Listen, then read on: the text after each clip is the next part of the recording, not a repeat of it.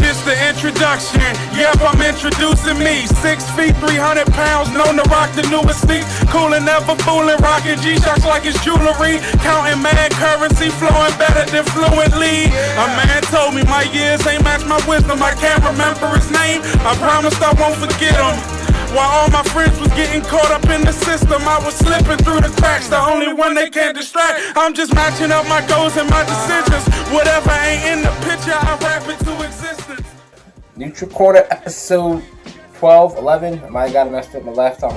Whatever. For the first time in history of the Ultimate Fighter, 2 current champions in 2 different weight classes will serve as head coaches and also fight at season's end during UFC 226. Welcome to Neutral Corner, where we take fighters from past and present from all prominent combat sports and stack them up against each other in a fictitious head-to-head battle going by their statistics, accomplishments, and attributes to hypothesize who will be victorious in a fight between 2 combatants.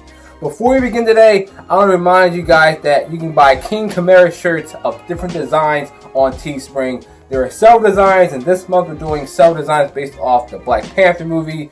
The link will be in the description below, as well as some other training gear you should check out. Now let's get on with this video. As I said in my first MMA Neutral Corner episode, that was Neutral Corner episode 10. My Neutral Corner episodes that feature MMA or kickboxing will be a little different than boxing episodes. And I'll explain why. Culturally review UFC events as entire cards as opposed to single fights. Unfortunately, casual MMA fans care more about UFC undercards than hardcore boxing fans care about championship boxing undercards. A lot of so-called hardcore boxing fans didn't know or didn't care who was the undercard of Lomachenko versus the Vegan bout, the Alvarez versus Golovkin fight, or even the Mayweather versus McGregor bout. But you'll see social media posts from fans who have never stepped foot into the cage before make predictions about an upcoming UFC card in its entirety. And no disrespect to the fans that have never fought before, because of fans like you, MMA is the great sport that it is today. I'm just showing you guys the difference between the boxing and MMA fans. It needs to be said. I stated in Neutral Corner episode 10 that Stipe Miocic is the most well-rounded UFC heavyweight champion that we've ever seen thus far, in addition to having the most impressive resume out of all the heavyweights in MMA history, and being the only fighter to break the UFC heavyweight curse and defend his belt more than twice, which makes it a total of 3 times. 2 + 2 is 4, -1, that's 3 quick maths. 2 + 2 is 4, -1, that's 3 quick maths.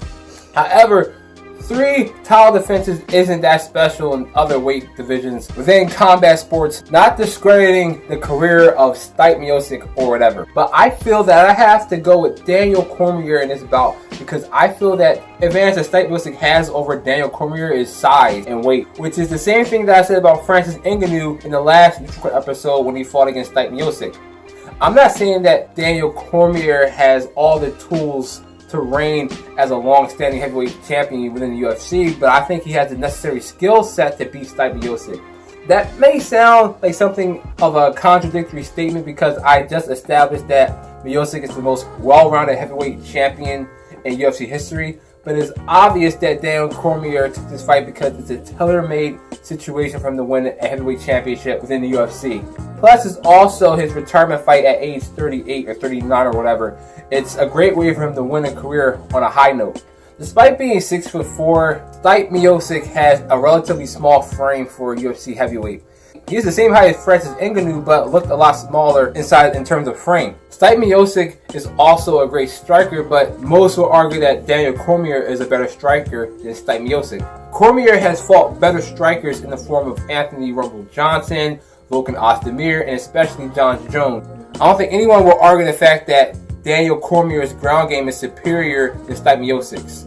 And if DC can put stand-up pressure on John Jones, he can definitely give Stipe Miocic a hard enough time to steer the fight where he wants it to go, whenever they're standing. This is a guy that's taken shots of heavyweights and top contenders and competitors in the light heavyweight division from the UFC, despite giving up a size advantage every single time. Worst case scenario, this fight turns into a stinker like when DC fought against Silva. Smart money is on, well, to be very honest, it's based on meritocracy. That's a 50-50 matchup, because with MMA, you don't always have a guarantee. I would have bet the house that Michael Bisping would have beat GSP before he retired, and GSP still came up in weight after retirement and beat him. Things go up and down faster in MMA more than funds and bonds do in the stock market. With all that said, I wouldn't be surprised if Stipe Miocic actually broke his own record of the most defenses in heavyweight division in the UFC, which is only 3 defenses. And if Daniel Cormier wins, hey, the Eagles won the Super Bowl this year, so whatever. Please let me know what you guys think about this fight and this video down in the comments below. Constructive and warranted harsh criticism towards me is always accepted, but please be respectful amongst each other at the very least. Anyway, if you guys like what I said, please hit that like button. If you dislike what I said, please hit that like button. If you like the video so much, don't forget to subscribe to my YouTube channel. It will really help me out a great deal. And before you go, don't forget to check out the King Kamara shirts on Teespring. The link will be down in the description. And with that said, I will see you guys next time with Neutral Corner episode 13. This the introduction. Yep, I'm introducing me. 6 feet, 300 pounds, known to rock the newest sneaks. Cool and never fooling, rocking G-Shocks like it's jewelry. Counting mad currency, flowing better than fluently. A man told me my years ain't match my wisdom. I can't remember his name. I promised I won't forget him. While all my friends was getting caught up in the system, I was slipping through the cracks, the only one they can't distract. I'm just matching up my goals and my decisions. Whatever ain't in the picture, I rap it to existence.